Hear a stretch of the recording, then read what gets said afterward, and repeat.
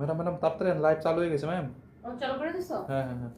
ওকে, hello viewers, আসসালামু আলাইকুম। কি অবস্থা সবার? কে কে তাড়াতাড়ি করে জয়েন করে ফেলেন, কে কে আমাকে দেখতে পাচ্ছেন তাড়াতাড়ি করে কমেন্ট করে ফেলেন, দেখি।